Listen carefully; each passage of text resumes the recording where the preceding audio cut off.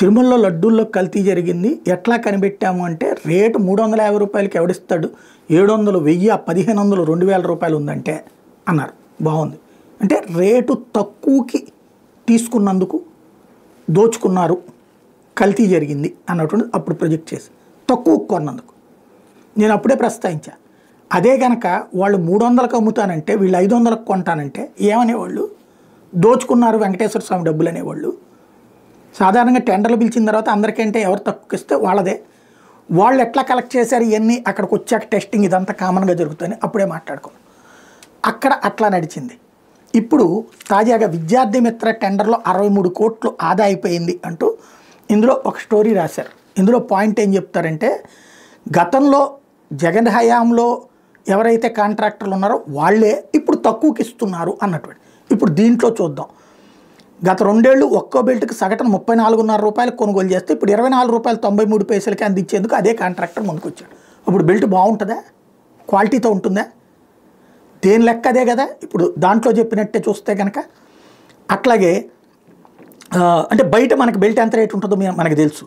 ఏపోతే గతంలో నోట్ పుస్తకం 50 రూపాయలకి ఇచ్చేవాళ్ళు ఇప్పుడు 35 రూపాయలు 64 రూపాయలకే కోట్ చేశారు. అప్పుడు పేపర్ క్వాలిటీ ఉంటుందా, దాని మీద పెన్ను పెడితే వెనకాల కనబడింది అనుకోండి వేస్ట్ కదా. అదొకటి చూడాలి. బ్యాగుల ధర వైసీపీ టైంలో 272 రూపాయలు అయితే ఇప్పుడు 250 రూపాయలు. బయట జనాలు కొంటున్నారు కదా, బ్యాగ్ రేట్ ఎట్లా ఉంటుందో అందరికీ తెలుసు కదా.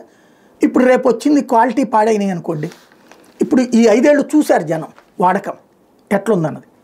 రేపు ఇవి కనుక సక్రమంగా క్వాలిటీ లేదనుకోండి ప్రమాదం లేదు, ఇవి క్వాలిటీతో ఉంటే అద్భుతం.